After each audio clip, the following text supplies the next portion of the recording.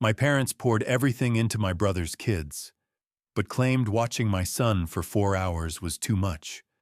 So I cut them off in a way that left them reeling, and the desert hides secrets they'll never outrun. The phone buzzed in my hand, a number I didn't recognize glowing on the screen like a ghost from the past. I stood on the cracked asphalt of my driveway in Redstone, Nevada, the Mojave Desert stretching out before me, its jagged hills painted blood orange by the setting sun. The air smelled of sagebrush and diesel, a faint hum of cicadas rising from the scrubland. I almost let it go to voicemail, probably another scam call about my car's extended warranty. But something, maybe the weight of the desert silence, made me swipe to answer. "Ethan, please, we're living in our car." My father's voice, Harold, 65, cracked like dry earth. The man who once lectured me on responsibility now sounded broken, begging under the same stars that watched me grow up invisible in his eyes. My grip tightened on the phone. How dare he call me now? After everything? After they chose my brother Dylan's kids over my son, Liam, like he was just a shadow not worth seeing? I'm Ethan Caldwell, 32, an environmental engineer running a renewable energy consulting firm out of Tucson. Redstone, where I grew up, is a nowhere town clinging to the edge of the Mojave, its dirt roads winding past rusted trailers and neon-lit diners that flicker like dying stars. My house is a low-slung rancher with a sagging porch, where my 6-year-old son, Liam, builds model trains under the glow of string lights, the desert night sprawling endless beyond us. I've built a solid life, despite the shadow of my younger brother Dylan, 29, the creative genius my parents, Harold and Maureen, worshipped like he was the second coming. Harold, with his weathered Stetson and calloused hands from years managing a hardware store, and Maureen, her blonde hair always teased high, saw Dylan's every fiddle strum as a masterpiece. Me? I was just Ethan, the reliable one, the one who didn't need coddling because I always figured it out. The hurt started small, like grains of sand in your boots you don't notice until they blister. I was 8, standing in our cramped kitchen, the smell of Maureen's pot roast thick in the air. Dylan, in a tantrum, smashed Grandma's antique ceramic vase, a family heirloom carried from Ireland. Harold just ruffled his hair, saying, "Accidents happen, kiddo." Maureen hugged him, wiping his tears. 3 weeks later, I dropped a dollar store mug while drying dishes, and they sat me down at the oak table, lecturing me for an hour about carelessness and making me mow the neighbor's lawn to pay it back. The unfairness stung, but I swallowed it, thinking maybe I was the problem. By 16, I'd poured months into a solar panel prototype for the state science fair, testing circuits under the dim light of my bedroom lamp. I won first place, the judges praising its potential to power rural homes. The ceremony was in Reno, under bright convention center lights, families cheering in the crowd. My parents promised to be there, but at noon they called. Dylan's basketball game was more important, even though he rode the bench all season. I accepted my plaque alone, the weight of it heavier than it should have been, watching other kids hug their parents while I stood in the corner, certificate crumpling in my sweaty hands. At 18, I earned a full-ride scholarship to UC Berkeley's engineering program. I announced it at dinner, the kitchen glowing warm under a single bulb, expecting something. A smile, a pat on the back. Instead, Maureen said, "Engineering's safe, I guess," before turning to Dylan's upcoming coffeehouse gig where he'd play violin to a crowd of 10. My scholarship, saving them tens of thousands, was a footnote. At 22, I graduated summa cum laude, 3 job offers in hand. Harold and Maureen showed up to commencement, but they spent it scrolling on their phones, texting Dylan about his band's soundcheck. They left before the reception to catch his dive bar performance in front of a half-empty room. When I started my company at 25, after grinding 80-hour weeks to learn the ropes, Maureen questioned it. Why not get a steady job, like Dylan at the music shop? Never mind that Dylan's part-time gig barely covered his rent, while my firm was landing contracts to power entire towns. Dylan, meanwhile, flunked out of college 3 times. Music school, community college, and online course. Each failure cushioned by my parents' money and excuses. They bought him a $2,000 violin, soundproofed his bedroom for a studio, while I worked nights at a garage to afford a graphing calculator for AP classes. When I finally called them out, sitting them down in their living room, the desert wind rattling the windows, Maureen patted my hand. You're so responsible, Ethan. Dylan needs us more. Harold nodded, adding, You've always known your path. Translation: I was the workhorse, Dylan the show pony. My job was to grind so they could bankroll his dreams. Life threw me a curveball when I caught my wife Claire with her co-worker Matt.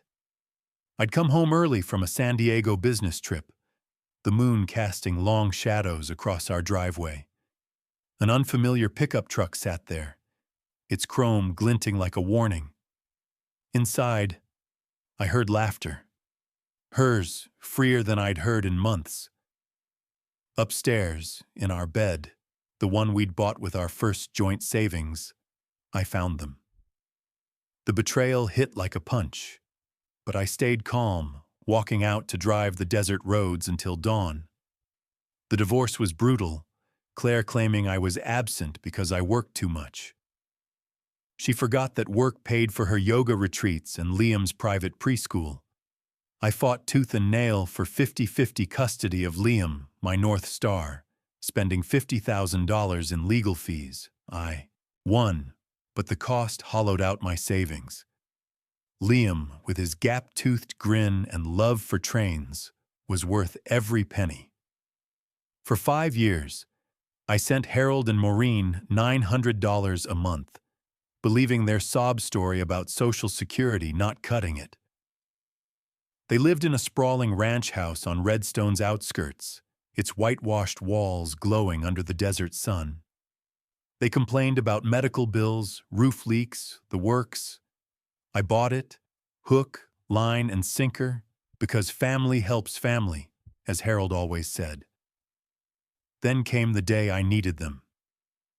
I'd enrolled in a weekend MBA to grow my firm, and got picked to speak at the International Sustainable Energy Summit in Denver. My presentation on solar grid optimization could have landed $3 million in contracts. It was a Wednesday. Liam was with me, and my sitter was down with the flu. Daycares were full. I called Maureen, explained I needed them to watch Liam for 4 hours, just 4 hours. She hemmed and hawed, said Harold's back was acting up, and suggested I ask Dylan, who worked Wednesdays. You'll figure it out, Ethan. You always do, she said, her voice dripping with that patronizing tone I knew too well. I canceled the presentation. The client went with another firm, and I later heard they signed $3 million in deals off that one talk. I sat on my porch that night, Liam asleep inside, the desert stars mocking me with their indifference. 5 days later, I was at Rusty's diner, sipping coffee with a client, when he swiped through his phone, showing me pics from his Universal Studios trip. And there, in the background of one photo, were Harold and Maureen, grinning in Hogwarts robes with Dylan's twins. My coffee went down the wrong pipe. I scrolled through Sarah, Dylan's wife's Instagram, 300 photos of an 8-day extravaganza, VIP passes, 5-star hotel, the works. Cost, at least $18,000. They'd planned it for months, but couldn't spare 4 hours for Liam. I called Maureen, my voice low, steady, the desert wind howling outside. "I saw your Universal pics," I said. Silence. Then she stammered, "We were going to tell you." I asked why they could manage a week in Orlando, but not a half day for my son. She called me dramatic, said Dylan's kids needed a special treat after a rough preschool transition. I asked when they last did anything for Liam. She mumbled about Christmas, when they dropped off a $10 toy truck while gifting Dylan's kids PlayStations. I snapped. "The 900 stops now," I said. She gasped. "We need that money." I laughed, bitter. "Looks like you've got plenty for theme parks." I hung up, blocked their numbers, and felt the desert's quiet wrap around me like a blanket. That night, I sat with Liam, helping him glue tracks for his train set, his small hands steady as he worked. The betrayal burned, but so did a new resolve. I'd been their ATM, their safety net, while they treated my son like an afterthought. Why was I still trying to win their approval? Why was I carrying their weight when they wouldn't lift a finger for us? The stars outside twinkled, cold and distant, and I knew things would never be the same. What would they do when the truth came out? Not just to me, but to everyone? And how far would I go to protect Liam from their poison?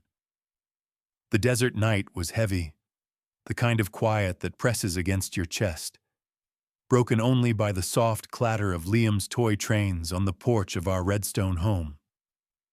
The Mojave stretched out beyond, its rocky hills silhouetted against a sky so clear the stars felt close enough to touch.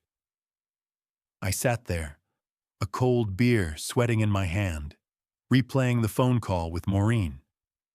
Her voice, shrill and indignant, echoed in my head. "You're going to let us be homeless?" I'd hung up after telling her exactly what she'd given Liam. Nothing. But the silence that followed wasn't peace. It was a storm brewing, and I could feel it in the dry, electric air. I'm Ethan Caldwell, 32, an environmental engineer running a renewable energy firm out of Tucson. My life in Redstone, Nevada, revolves around my 6-year-old son, Liam, whose laughter is my anchor, and my work, which keeps the lights on in this dusty corner of the world. My parents, Harold and Maureen, both in their 60s, spent my childhood building a shrine to my younger brother, Dylan, while I was the afterthought, the reliable one who didn't need their attention. That neglect carried into their relationship with Liam, and when I needed them to watch him for 4 hours so I could pitch a game-changing solar project at a Denver conference, they bailed. 5 days later, I saw them grinning in Harry Potter robes at Universal Studios with Dylan's twins, an $18,000 trip they'd planned for months while claiming poverty. That betrayal was the final straw. I cut the $900 monthly checks I'd been sending them for 5 years, and now the fallout was coming for us all. The next morning, I woke to the smell of coffee and the sound of Liam humming as he assembled his train tracks. His small hands moved with purpose, his hazel eyes bright with focus. "Dad, can we make the train go through a tunnel today?" he asked, holding up a cardboard tube. I ruffled his hair, forcing a smile. "You got it, buddy." But my mind was elsewhere. Dylan's texts had started flooding in last night, each one more frantic. "Mom and Dad can't pay their mortgage. What did you do?" I ignored them, but the guilt gnawed at me. Not for cutting them off, but for how long I'd let them use me. I'd been their ATM, propping up their lies while they treated Liam like he didn't exist. I drove into town, the desert sun glinting off my truck's hood, past the neon sign of Rusty's Diner and the faded billboards for slot machines. At my office, a small adobe building with solar panels gleaming on the roof, I checked my email. A message from my Aunt Linda, Harold's sister, waited. "Ethan, your mom called me crying. Said you abandoned them. What's going on?" My jaw clenched.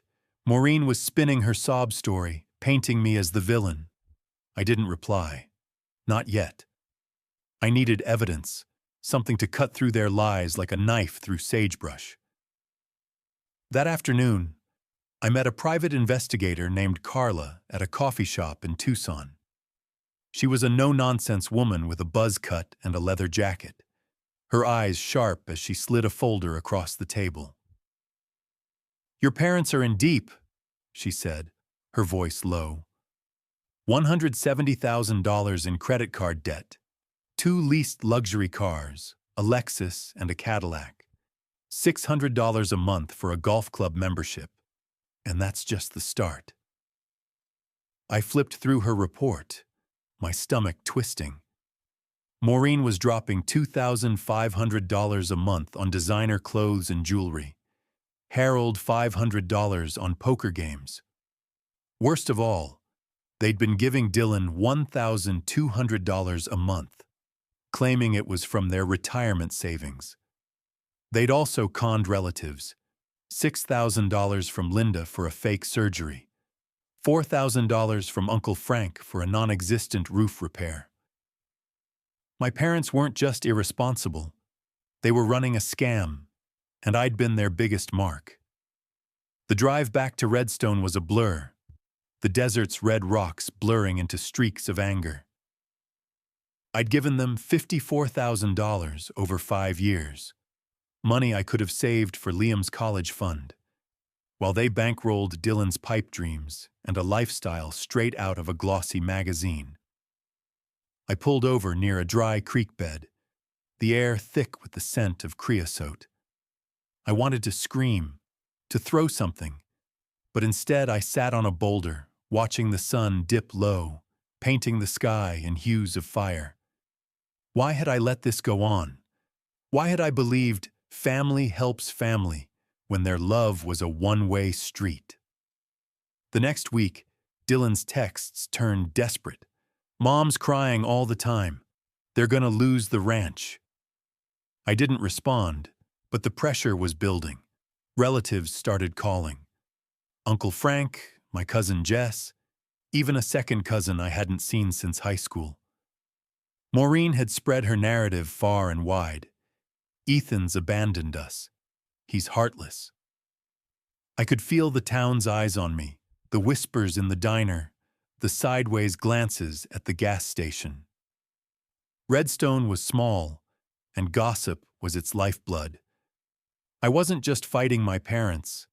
I was up against their carefully crafted image as devoted grandparents who'd been betrayed by their ungrateful son. Then came the family meeting. Jess texted me about it, a gathering at Linda's house on the edge of town, where the desert met a cluster of cottonwood trees.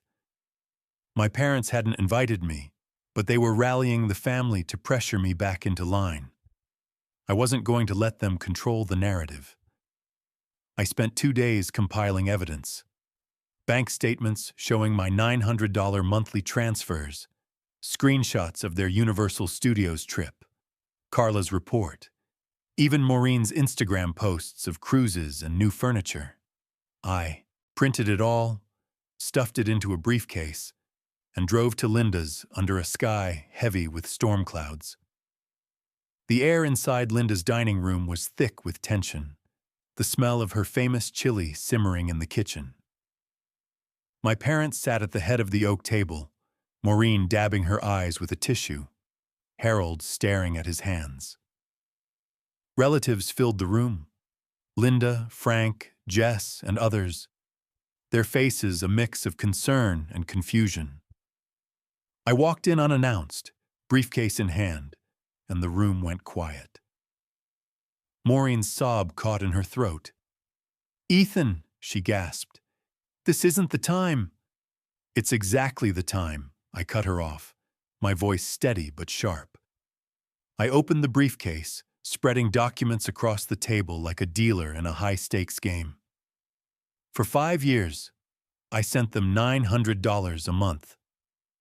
That's $54,000. They told you they were struggling, but here's where the money went. I held up photos of their Orlando trip, their leased cars, their golf club membership. I read from Carla's report, detailing their $170,000 debt and their lies to relatives. Linda's face paled when I showed the $6,000 she'd given them for a surgery that never happened. Frank slammed his fist on the table, shouting about the $4,000 he'd loaned for a roof repair. The room erupted, voices overlapping, accusations flying. Maureen tried to cry louder, but it was too late. The house of cards was crumbling. Harold sat silent, his Stetson on the table, his face a mask of defeat. Dylan, who'd been lurking in the corner, finally spoke. "Is it true? The money you gave me, it was from Ethan?" His voice cracked, and for the first time, I saw something like shame in his eyes. Sarah, his wife, stood frozen, her arms crossed, her gaze boring into him. The truth was out, and it was uglier than the desert sun. Days later, I got served legal papers. My parents were suing me for financial abandonment, claiming my $900 payments created a dependency they could legally enforce. It was laughable, but it stung. I hired a top contract lawyer in Tucson who called their case a circus act. We countersued for fraud, armed with every text, receipt, and lie they'd told. Meanwhile, Maureen took to Facebook, posting tearful rants about her ungrateful son, who'd left them destitute. Her friends ate it up, flooding her comments with prayers and outrage. I didn't engage. Instead, I built a website, The Truth About Harold and Maureen, a clean, professional page laying out every document, every photo, every betrayal. I linked it in her comment section, and the tide turned. Her church friends asked questions. Relatives demanded refunds. The local Baptist church where Dylan worked banned them from events after they tried guilting members for cash. The lawsuits collapsed. Ours won, theirs dismissed. Legal fees bankrupted them. The bank foreclosed on their ranch. Their cars were repossessed, and their credit cards were canceled. Sarah gave Dylan an ultimatum: cut off his parents or lose her. He chose his marriage, leaving Harold and Maureen alone in their self-made ruin. They moved into a dingy studio apartment on the wrong side of Redstone, Harold delivering pizzas, Maureen stocking shelves at a Dollar General. The family cut them off, their lies exposed like bones bleached by the desert sun. Months later, as summer faded into fall, I was in my office, reviewing blueprints for a new solar farm. The phone rang, a social worker from the county. Harold and Maureen had applied for emergency housing, listing me as a potential support. Her voice was kind, professional. "Can you assist them, Mr. Caldwell?" I leaned back in my chair, the desert visible through my window, its hills glowing under a twilight sky. "No," I said, my voice calm. "They chose not to be part of my son's life. I'm respecting their priorities." She thanked me and hung up. I expected anger, guilt, something. But I felt nothing. They were strangers now, their connection to me as fleeting as a desert breeze. That night, I took Liam camping in the hills. We built a fire, its crackle mingling with the howl of a distant coyote. Liam roasted marshmallows, his face lit by the flames, asking, "Dad, why don't Grandma and Grandpa come over anymore?" I took a deep breath, the stars above us endless. "Sometimes people make choices that hurt others, buddy. We stay away to keep our hearts safe." He nodded, thoughtful, then grinned. "Like when I stopped playing with Timmy because he broke my trains?" I laughed, pulling him close. Exactly like that. My company grew 45% that year, new contracts pouring in. Liam thrived in school, his train obsession now a science fair project on sustainable transport. Under the Redstone sky, we were free, building a life where love meant showing up, not empty promises. As the fire died down, I looked at the stars and wondered, what happens when the past comes knocking again? But for now, I had Liam, and that was enough.